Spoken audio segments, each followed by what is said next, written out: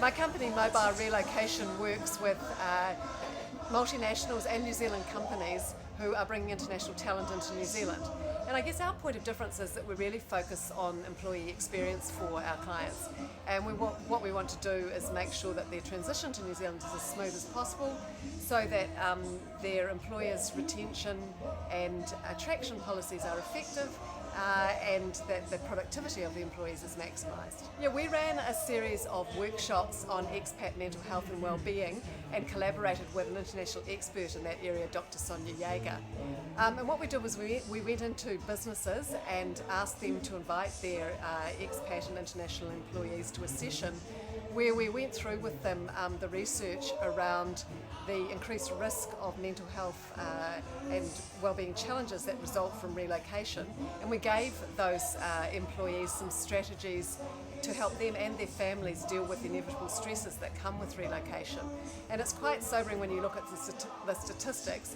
Only 6% of expats anticipate they might have mental health problems, yet expats in one US study were found to have a 56% incidence of depression and anxiety compared to the regular workforce, which was around 21%.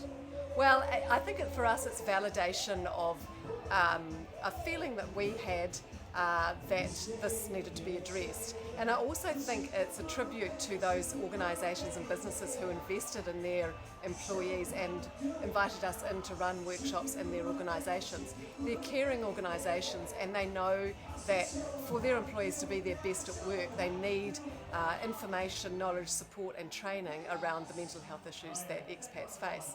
And this award also has really personal meaning for me. I was a career expat for many years, and on my second posting overseas to Singapore, I suffered from mental health issues myself and depression. And I wish I had known what we were able to convey to the people through these seminars at that point, because I think it made a big difference to my ability to cope with the pressure that I was under. So for me, it's kind of like paying it forwards. I think it's a really exciting time for global mobility worldwide. I think in the APAC region in particular, because we don't necessarily have the long-standing institutionalised global mobility programs and policies, say of the US or Europe, we're really well placed to innovate and come up with solutions to some of the gnarly problems which are facing our industry. Like, how do we get millennials who, without exception, want to have international experience very early in their careers out successfully into international environments when they're the least resilient population that we have ever experienced. And there's also challenges around short-term assignments. How do we make that experience both cost-effective for employers and enjoyable for employees?